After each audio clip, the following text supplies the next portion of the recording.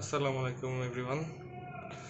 আজকে আসলাম আপনাদের সাথে আমার ইন্টারনেটের যে সেটআপটা সেটি দেখানোর জন্য। দেখতেই পাচ্ছেন একটি কানেকশন গেছে আমার ঘরে, আর একটির থেকে সরাসরি আমার অনুর থেকে যে কানেকশনটা আসছে।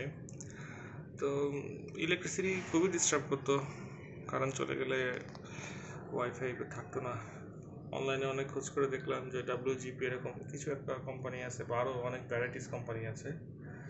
তো সেগুলোর দাম অলমোস্ট পড়তেছে 2,000 2,500 এরকম। তো রিসেন্টলি আমার একটি ইউপিএস ছিল, যেটা ডাবল ব্যাটারি ছিল। একটি ব্যাটারি নষ্ট হয়ে গেছিলো আর একটি ব্যাটারি রয়ে গেছে।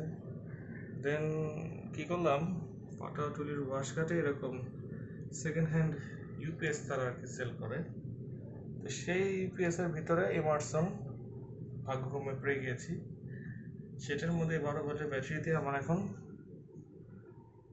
খুবই ভালো এটা ব্যাকআপ পাচ্ছি।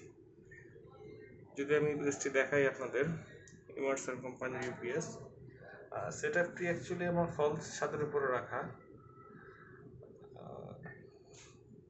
এই যে অপটিক্স ফাইবারের কানেকশন, আর এই যে হচ্ছে ইউপিএসটি। তো ব্যাকআপ থাকে আপনার মোটামুটি 8 ঘন্টা 12 ঘন্টা, আসলে কখনো বন্ধ হয় নাই।